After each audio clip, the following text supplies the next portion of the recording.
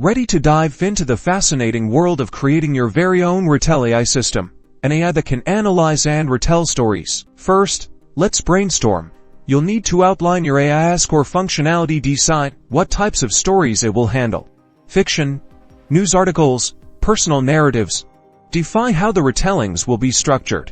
Will it be summary, character focus, or theme analysis? Next up, choosing your AI models is the crucial step. Select powerful language models that are capable of understanding, summarizing, and generating text. Consider models known for their natural language processing capabilities and ability to perform different tasks. Now, gather your training data.